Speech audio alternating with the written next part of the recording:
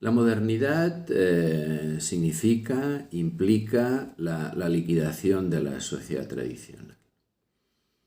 Entiendo por moderno todo un proceso que se inicia en el siglo XVII, se inicia en Europa y poco a poco se va globalizando, que supone la interacción de muchos procesos. Es decir, no estamos hablando de un movimiento único, sino que estamos hablando de la interacción y convergencia de toda una serie de elementos que de alguna manera darán lugar a esta ruptura con la sociedad tradicional, y entiendo por sociedad tradicional sociedades que están basadas en una comunidad, y la comunidad siempre es algo cohesionado sobre la base de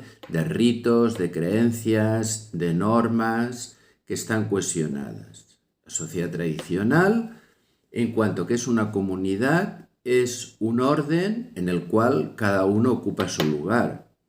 Por lo tanto, la sociedad tradicional da una identidad simbólica, digamos, a sus miembros. Cada cual ocupa un lugar, tiene un estatus, un rol.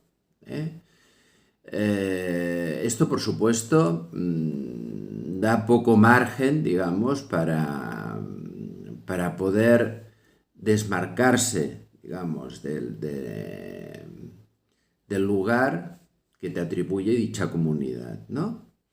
Pero por otra parte te da, como he dicho antes, una identidad y una seguridad. Es decir, sabes quién eres, dónde estás y el lugar que te corresponde.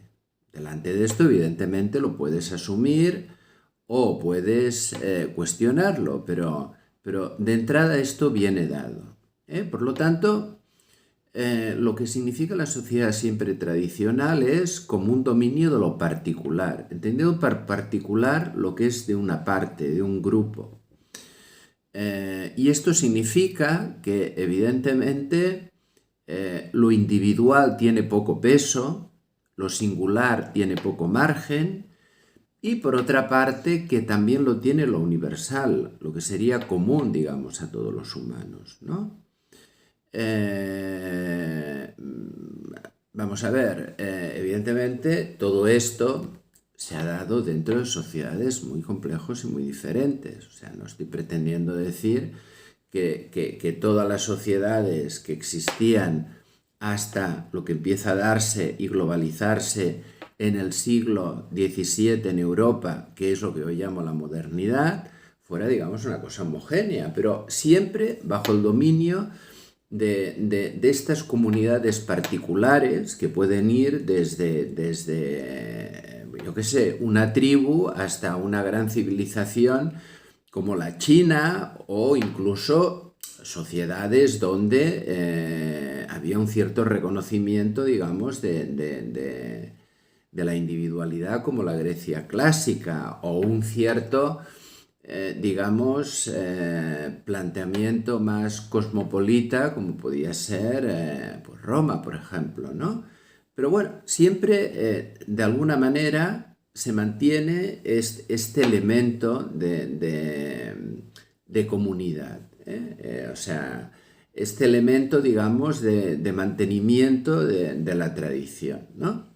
Aunque, digamos que en el caso, por ejemplo, de la Atenas democrática, sí que hay como un cierto cuestionamiento digamos, de esta tradición, ¿no? Pero esto es lo que domina, digamos, hasta lo que podríamos llamar lo moderno, ¿no? Entonces yo creo que lo que moderno significa, por una parte, hay tres procesos que acaban confluyendo.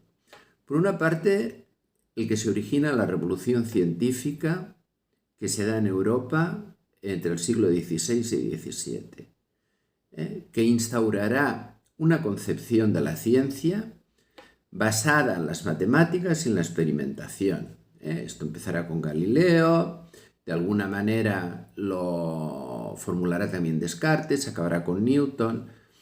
Entonces, este modelo físico-matemático de la ciencia y todas las consecuencias tecnológicas que tendrá, que es una ciencia sin sujeto, es decir, es una ciencia que se basa en el método, un determinado método, y por lo tanto no es importante quién lo hace, sino cómo lo hace.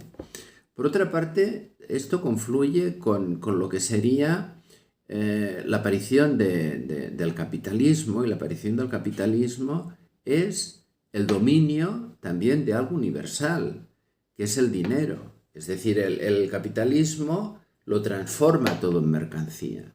Y esta mercancía, que se rige, digamos, por la ley del valor, lo que instaura es toda una serie de bienes que son universalizables porque tienen una medida única que cada vez se va generalizando más, digamos que es el dinero.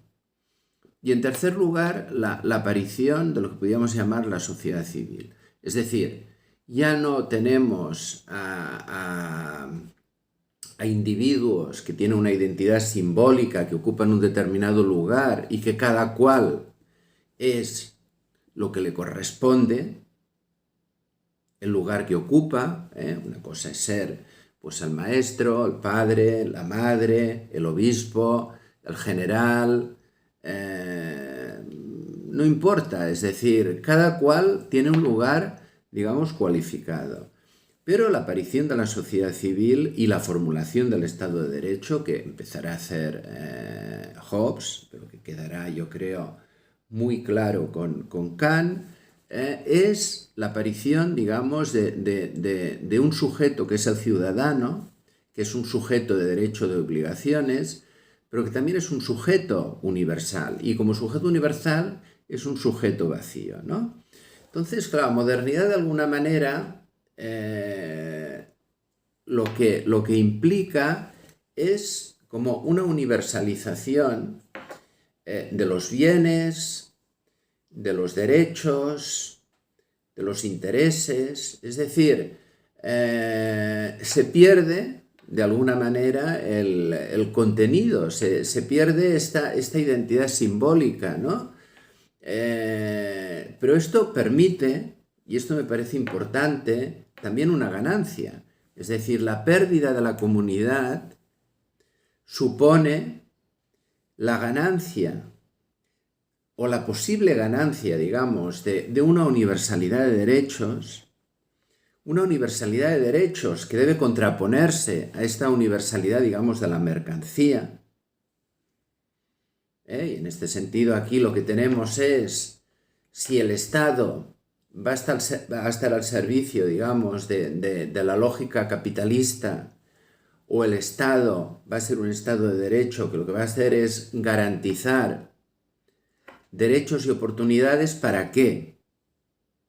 Para que todos tengamos, digamos, las condiciones dignas, no solo para sobrevivir, sino para poder vivir nuestra vida desde un proyecto singular. Es decir, combinar la universalidad de derechos con una propuesta de ética singular. Ética singular que evidentemente solo es posible si estos derechos están garantizados, ¿no?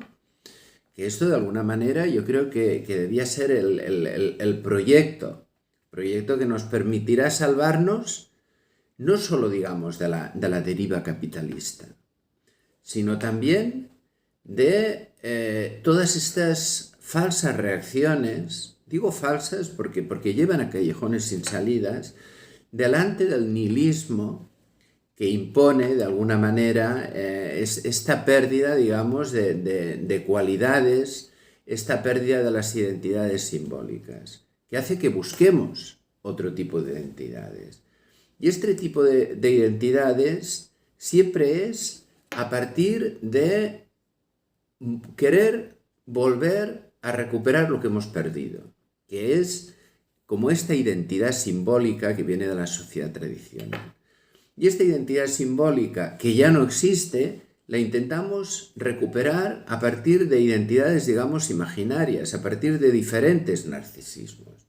Desde narcisismos de las diferencias, de tipo étnico, de tipo nacionalista, desde el propio narcisismo a partir, digamos, de una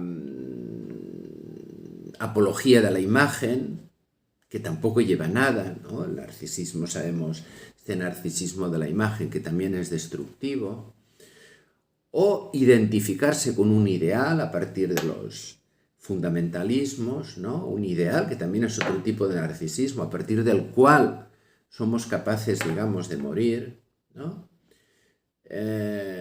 Por lo tanto, yo creo que, y esto también lo decía Claude Lefort, ¿no? Cuando decía que delante de la pérdida de lo tradicional y de la identidad simbólica que esto comportaba, solo teníamos la salida del totalitarismo o la salida a la democracia. Y en este sentido creo que hay que luchar por lo singular y por lo universal.